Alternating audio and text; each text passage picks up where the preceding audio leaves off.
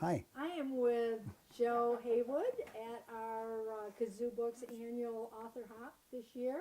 And Joe's graciously, every year, has joined us here.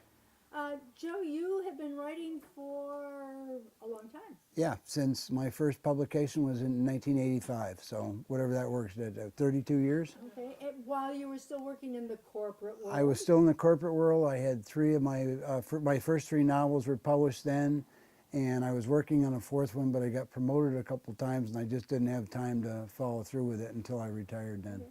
So you retired and never looked back. No, I didn't. I've been gone now 20 years from the corporate world. Now, you must have had a love for the UP because most of your books are set up there.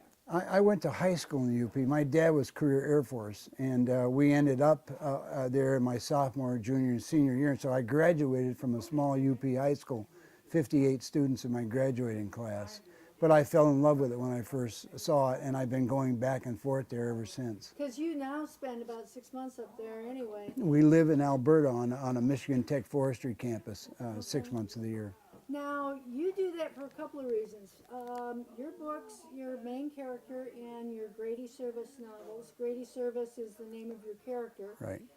He's a DNR cop. He's a woods cop. He's a DNR law enforcement officer who is the same as a peace officer, but they actually have more powers because they not only enforce all of the laws that we are liable to, but they also do fish and game on top of that.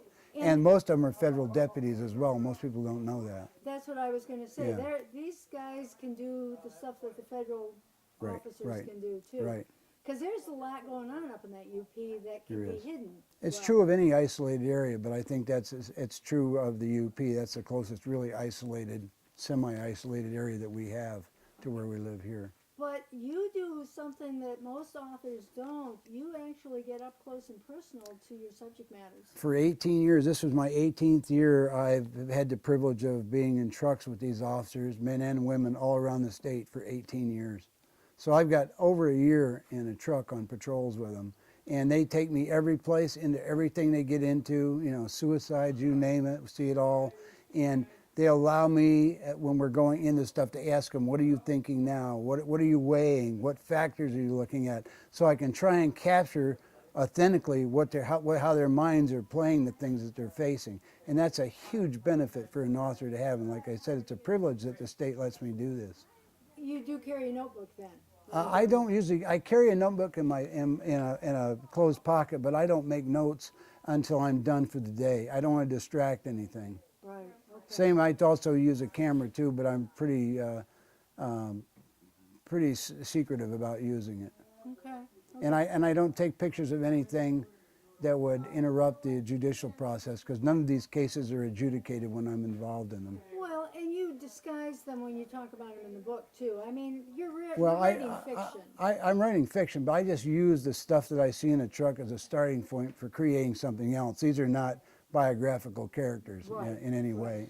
Now, this latest book, Buccular Dystrophy, yes. Where do you come up with colors? I was on a patrol with a guy who's now a detective, and we went and arrested a guy for shooting a deer that he shouldn't have shot without a license and stuff. And we were talking about these people that have this thing about shooting deer. It's a testosterone sort of thing. And my now detective friend said, it's buccular dystrophy. And I said, that's going to be the title of the book. And he said, no way. And I said, yes, it is. And there it is. You know, my gosh. This is a disease. People can't help killing these things. They just can't help it. Oh, that's sad. It is sad. It's sick. Now, this book is number 10 in Grady Service. Right. But you're coming out with a new book, and you're doing something that you've never done before. The new book's coming out April 1st this year, or 2018. Yeah. And but this is going to be something different. This is going to be a sequel to Buccular Dystrophy. Well, they're all rough sequels, but this is an immediate sequel. I had intended to go to my other series after this and actually started working on it, but my mind got so caught up in what happens to these characters after this book ends that I wanted to see where that played out. And so I wrote this book, and it's called Bad Optics. Bad Optics. Yeah. Okay. Joe, thank you for coming on. Anybody Thanks for having me. interested in a good thriller the UP of Michigan, the trout streams, the back roads. But don't fish my trout streams. Thank you, Joe, for joining us. Thanks, Gloria.